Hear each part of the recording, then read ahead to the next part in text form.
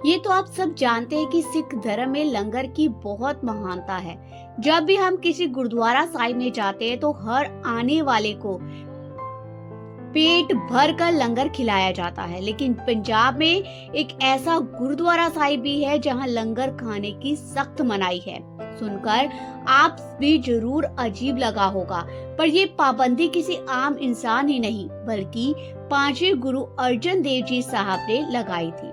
आखिर क्यों गुरुजी ने ऐसा किया, इसके पीछे क्या कारण था, इस स्थान में ऐसी क्या खासियत है कि यह मिट्टी लगाने से 40 दिनों के अंदर अंदर सभी तरह के त्वचा रोग ठीक हो जाते हैं। किसी को एक्जिमा हो, सोराइसिस हो या कोई भी पुराना त्वचा का रोग हो, इस चमत्कारी मिट्टी को शरीर पर लगाने से रोग जड़ से मिट जाता है। यह हम नहीं कह रहे हैं, ये वरदान दिया था 450 साल पहले श्री गुरु अर्जन देव जी ने, जो आज भी सच साबित हो रहा है। यहाँ बेहद ही अनोखे ढंग से चमड़ी के रोगियों का इलाज किया जाता है। सिख सिद्ध सरसाई रोज अपने गांव चंबल से 10 किलोमीटर नंगे पैर पैदल चलकर तरन तारण साहिब में सरोवर निर्माण की सेवा किया करता था। वह सिख हमेशा अपने घर से भोजन पानी छक कर आया करता था। कभी भी गुरुजी के स्थान से उसने लंगर नहीं छका। वे अपने घर से निकलते समय अपने साथ एक फावड़ा और टोकरी लेकर रास्ते में गुरुजी के लंगर के लिए जो लकड़ियां मिलती अपनी टोकरी में इकट्ठी करके तरन तारण साहिब ले आया करता।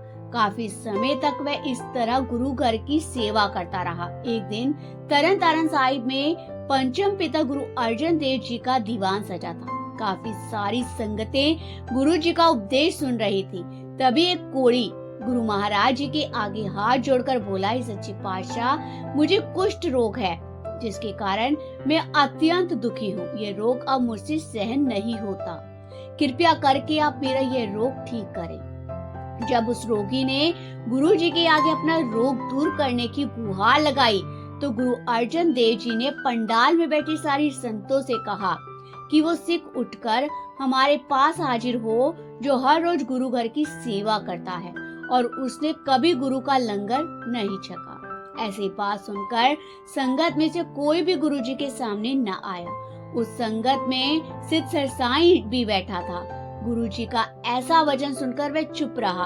उसे सोचा, संगत में मेरे अलावा कोई और भी हो सकता है जो लंगर का प्रसादा न छकता हो। गुरु अर्जन देव जी ने दोबारा फिर से वचन किया। इस बार भी सिरसाई जो रोज अपने स्थान पर बैठा रहा। कहते हैं गुरु जी ने तीसरी बार अपने सेवक सिद्ध सरसाई का नाम लेकर पुकारा और अपने पास बुलाया। अंतर्यामी गुरु जी जानते थे केवल सिद्ध सरसाई ही अकेला ऐसा श्रद्धालु सिख था जो लंगर पानी घर से खाकर आया करता और गुरु घर की सेवा जी जान से करता था। वो सबर संतोष की मूरत था। साईं ने गुरुजी के मुख से अपना नाम सुना तो बड़ा हैरान हुआ और गले में पल्ला डालकर गुरुजी के पास आ खड़ा हुआ। गुरुजी ने साईं से कहा, इस कोढ़ी को अपना पल्ला छुआ दो। ऐसा करने से इस कोढ़ी का कोढ़ ठीक हो जाएगा। यह सुनकर साईं बड़ा हैरान हुआ। गुरुजी ने कहा, भाई चुप क्यों खड़े हो, इस कोढ़ी को अपना पल्ला छुआकर इसका रोग दूर करो। तब साईं ने गुरुजी का वचन मानते हुए अपना पल्ला उस रोगी को छुआ दिया और गुरुजी से हाथ जोड़कर बोला, मुझ जैसे गरीब इंसान में ऐसी कौन सी शक्ति है महाराज जी कि मेरा पल्ला छुआ देने से इस कोढ़ी का कोढ़ दूर हो सकता है। अभी ये बात ही कर रहे थे तभी चमत्कार हुआ। कोढ़ी का कोढ़ पल्ला छुआने से तुरंत ठीक हो गया।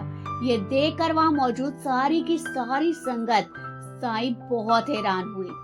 तब गुरु अर्जन देव जी बड़े ही खुश हुए और वचन किया, साईं जी तुम कहते हो तुम्हारे में कौन सी शक्ति है।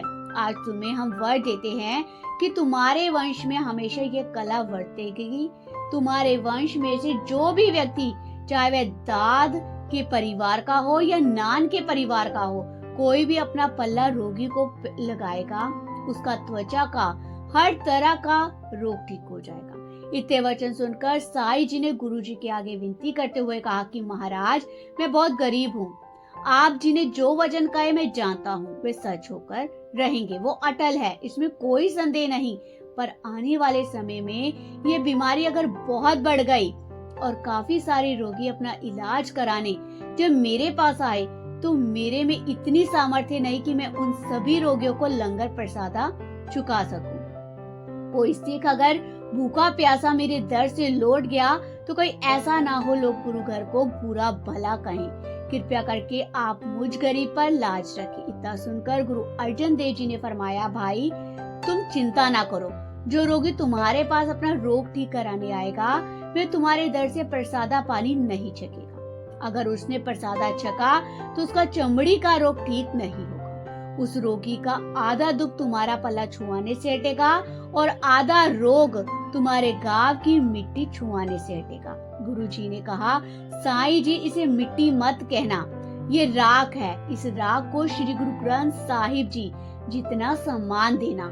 यह स्थान जो आप देख रहे हो वह प्रसिद्ध सर साईं जी का घर हुआ करता था और गुरु अर्जन देव जी के वरदान से इसी स्थान पर बैठकर साईं जी चमड़ी के रोगों को अपने गले में पहने पल्ले को छुआ कर उन्हें राख देकर उनका रोग ठीक किया करते थे। इसी स्थान पर गुरुद्वारा सिद्ध सर साईं जी सुशोभित है, जहाँ आज भी गुरु अर्जन देव जी की कृपा से चमड़ी के रोगियों का इलाज यहाँ की राख और सिद्ध सर साईं जी के वंश द्वारा पल्ला छुआने से किया जाता है, जो रोग कुछ ही दिनों में पूरी तरह से ठीक हो जाता है। ये गुरुद्वारा साहिब तरन तारण शहर के गांव चंबल में स्थित है। आज भी इस गुरुद्वारा साहिब में लंगर तो रोज तैयार होता है, पर जो चमड़ी के रोग यहाँ आते हैं, अपने रोग की अरदास करवाते हैं, उनको विशेष तौर से लंगर पानी छकने की मनाही है। हाँ, अगर रोगी के साथ अन्य परिवार या उनके मित्र संबंधी आते हैं तो वे लंगर पानी छक सकते हैं, पर रोगी नहीं छक सकता। अगर कोई रोगी इस गुरुद्वारे में लंगर छक ले तो उसका रोग ठीक नहीं होता। आज भी इस पवित्र स्थान में 450 सालों से गुरु अर्जन देव जी के वर का सदका वही शक्ति बरत रही है। यह सिद्ध सर साईं जी के वंश से है। यहाँ आए सभी रोगियों को वे पहले परहेज बता रहे हैं, फिर उन रोगियों के शरीर पर अपना पल्ला छुआते हैं और फिर उन्हें एक मिट्टी के बर्तन में राख दी जाती है। अब हम बताएंगे आपको कि इस राख को रोगी कैसे अपने सिर पर लगाए। इस राख को लगाने के लिए क्या क्या परहेज करना है, कौन कौन सी ऐसी बातें हैं जिन्हें इलाज के दौरान करने की सख्त मनाही है। गुरुद्वारा साहिब के दर्शन करने के बाद सिर साईं जी के वंश से बाबा जी गुरु अर्जन देव जी का नाम लेकर रोगी को अपना पल्ला छुआएंगे और कुछ परहेज भी बताएंगे। सबसे पहली बात, गुरुद्वारा साहिब से रोगी को एक मिट्टी के बर्तन में राख दी जाती है, जो रोगी ने अपने घर ले जाकर जहां वह पूजा करता है उस स्थान में रखना है, ताकि किसी का झूठा हाथ ना लग सके। राख को 40 दिन तक उसे लगानी होगी। सुबह स्नान करके थोड़ी राख कटोरी में डालकर उसे अपने सिर पर लगानी है और धन गुरु अर्जन देव जी, धन बाबा सिद्ध सर साईं जी, मेरा दुख दूर करो, ये शब्द 5 बार बोलना है। इस राख को नहाने के बाद केवल एक बार ही लगाना है। 40 दिन रोज लगाने से दुख दूर हो जाएगा। अगर 40 दिन से पहले ही रोग ठीक हो जाता है तब भी 40 दिन तक राख जरूर लगानी है। जब रोगी का रोग ठीक हो जाएगा तो बची हुई राख को मिट्टी के बर्तन समेत जल प्रवाह कर देना। अगर 40 दिन के बाद भी रोग ठीक नहीं होता तो उतने ही दिन राख लगानी है जब तक ठीक नहीं हो जाता। उपचार के दौरान वैवाहिक दंपति को शारीरिक संबंध नहीं बनाना। घर में अंडा, मीट, शराब, सिगरेट, तंबाकू, किसी भी तरह के नशे से परहेज करना है। रोगी को ना किसी का जूठा खाना है और ना ही अपना जूठा किसी को देना है, चाहे उसके परिवार वाले ही क्यों ना हो। रोगी को चमड़े की चप्पल नहीं पहननी, अपने जख्मों पर कोई क्रीम नहीं लगानी, ना ही कोई दवाई खानी है। अगर राख लगाते समय दुख बढ़ जाए या दर्द होने लगे तो घबराना नहीं। किसी के झूठे बर्तन साफ नहीं करने और ना ही झूठे बर्तन किसी से साफ करवाने हैं। जो रोगी श्रद्धा से राख लगाते हैं, पूरा परहेज करते हैं, उनका रोग 40 दिन से पहले ही ठीक हो जाता है। रोग ठीक होने के बाद उस व्यक्ति ने 2.25 किलो गुड़ गुरुद्वारा सिद्ध सर साईं में चढ़ाना है अगर कोई दोबारा गुरुद्वारा नहीं आ सकता तो अपने आसपास के गुरु घर में भी वह 2.25 किलो गुड़ चढ़ा सकता है। इस स्थान में रोग ठीक होने की सबसे बड़ी वजह गुरु महाराज पर भरोसा करने की है। आज तक यहाँ लाखों लोगों का चमड़ी का रोग ठीक किया जा चुका है। देशों से तो आती ही है संगतें, बल्कि विदेशों से भी रोगी यहाँ से ठीक होकर जाते हैं। गुरुद्वारा सिद्ध सर साईं जी एकमात्र ऐसा गुरुद्वारा है जहाँ रोगियों को लंगर खाने की मनाही है। यह नियम स्वयं गुरु अर्जन देव जी ने निर्धारित किया था, जिसे आज भी पूरी निष्ठा से निभाया जाता है। पर जो संगतें वहाँ दर्शन करने जाती हैं, कोई त्वचा का रोग नहीं है, वह लंगर छक सकती है। गुरुद्वारा साहिब में दर्शन करके बाहर निकलते ही यह जो आप कमरा देख रहे हैं, यहाँ से राख मिलती है। अब आप दर्शन करेंगे इस पवित्र स्थान के, तो यहाँ यह था इतिहास गुरुद्वारा सिद्ध सर साईं जी का, जो देश में ही नहीं विदेशों में भी बहुत प्रसिद्ध है। हमने इस गुरुद्वारा साहिब का एड्रेस डिस्क्रिप्शन बॉक्स में डाल दिया है। अगर आपको किसी भी तरह की कोई स्किन प्रॉब्लम है, डॉक्टर से इलाज कराने के बाद भी आराम नहीं आता, तो आप इस गुरुद्वारा साहिब में जरूर आए।